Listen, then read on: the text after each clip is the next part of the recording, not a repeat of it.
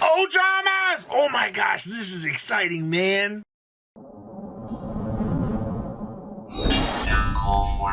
Smash it, and crap out, subscribe button so you guys don't miss out on more awesome content. So Ben Gregson out here continues to play the weirdest things, man. You guys might remember the 60 card pile, but today we have Ojamas for your full attention. This man won a playset of extravagance with this bad boy, and you're already probably like, whoa. What in the world am I staring at? You're staring at exactly what you think you're staring at. Actual Ojamas. Now, yes, this card's name becomes Armed Dragon Thunder, or Armed Dragon level 3 wall in the field or the graveyard.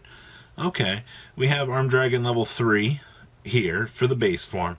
So basically, we can link climb with this deck. It's the basic gist of things. So, we played the 1A Assault Core. You're going to need the pieces here. So, A, B, and C, but you're only playing one of them each for this. And then we have the 1 Armed Dragon level 3 and the 2 Thunder Armed Dragon level 3s here. Alright, typically you'd be able to level up, but we're not even attempting to touch that stuff here. We have 1 Pankratops, so we can go second and tear the opponent's board apart, which is actually pretty important, all things considered. We have triple copies of Ojama Blue, so destroyed by battle card effect, add 2 Ojama cards from deck to hand. Ojama Red, on normal, you can summon up to 4 Ojamas from your hand. And then we have triple copies of the cat. So the cool thing with the cat is, these are all beast monsters. So a rescue cat turns into 2 or more monsters, which lets you do combo. Ah, gosh, we're actually playing a Shining Angel in this deck.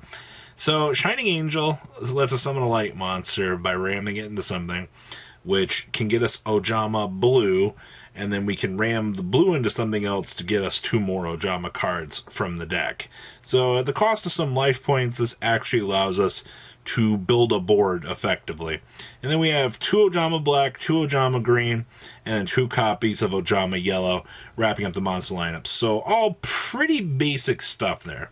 Spells, we have the 1 Called by the Grave, the triple copies of the Dark Roll No More, and the triple copies of the Forbidden Droplet. So the reason why a tier 3 to 4 deck like this can even function is because you have 6 board breakers right here. If your opponent builds up this huge board, you can literally board break it and play the game. Like, that's the important thing about this deck is, unfortunately, the board breakers are needed. We have the triple copies of Oja Magic, sent from hand to graveyard. Add a Ojama Green, Yellow, and Black from your deck to your hand. It's all free real estate. Now, we get into the cool, weird stuff here. So, Oja Simulation.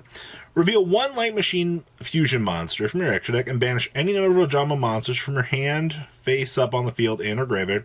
Special summon fusion materials with different names whose names are specifically listed on that card revealed from your deck and or graveyard equal to the number of monsters banished to activate this effect. Okay, so let's see here. Okay, so A Assault Core, B Buster, and C Crush Wyvern. So we literally just get to summon them all off of this. And then you can banish this card from your graveyard, and then target 3 of your banished Ojama monsters, shuffle them into the deck, and draw a card. So we literally just get to bring out ABC Dragon Turd for free. And then Oja Match here, quick play. So 1 Ojama card from your hand or face up the field to the graveyard to add to your hand 1 Ojama monster with a different attribute and name, and 1 Armed Dragon monster from your deck and or graveyard. Immediately after this effect resolves, normal summon 1 of those monsters. So we can actually stick our dragon on the field here, or whatever other piece that we need, but this will basically get us the ability to start triggering our pieces for what we need. And then we have 2 copies of Twin Twister so we can handle off back row threats with this. Now we have the 1 copy of the Underworld Goddess here. Sticking 4 monsters on the field isn't necessarily too hard. I mean, Oja Red does that all for us anyway. So, you'll just be able to link off of the opponent's field.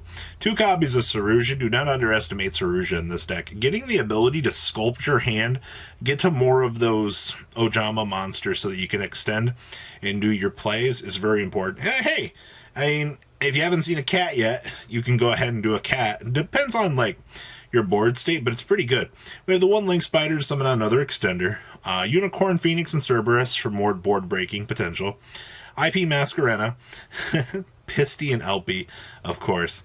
Oh man, does it make you guys feel good knowing that you can set up a field here and then go down the Guard Dragon plays because Elpy and Pisty exist? Yeah, that's a thing.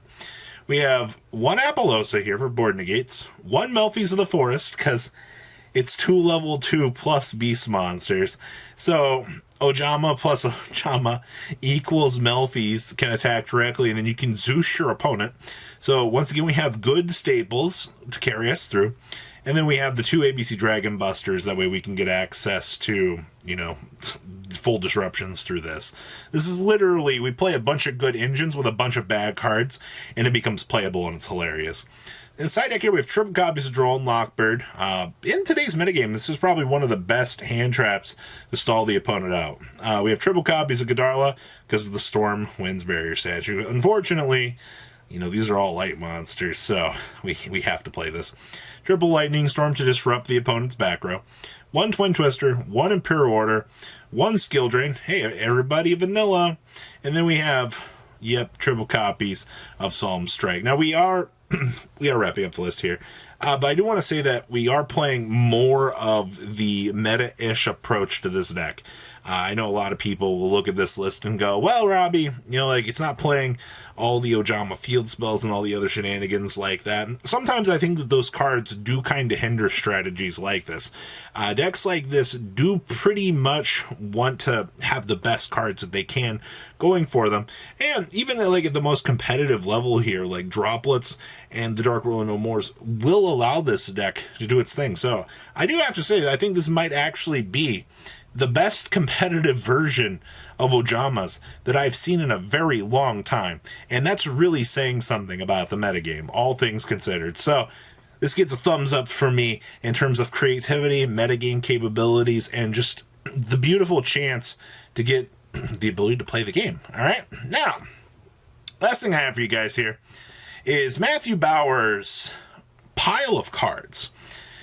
This is actually Dragunity from him, and this actually kind of caught my attention here. He ended up getting his invite out of the last extravaganza here in NA playing this, which means that we got some love for Dragunities. So we have triple copies of Ash Blossom and Joyous Spring, triple copies of Phantasme. We all know this is for the Dragon Link matchup. Net those resources, get that draw power, sculpt your hand.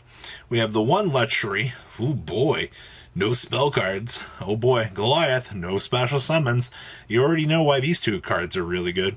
We have 1 copy of Tempest, 1 Red MD, 1 copy of Arma Leviathan, 1 Mistletoe, 1 Dux, 1 copy of Senatus, 2 copies of Kaus, 2 copies of Legatus, 2 copies of Phalanx, triple copies of our friend Remus, 2 copies of Baby Rock, and triple copies of the Odd Eyes Revolution here. Alright, remember, you just got to pay $500 to add a level 8 or lower Dragon Pendulum monster. So we can add Lechery or we can add Goliath. We already know 2 good things are happening there.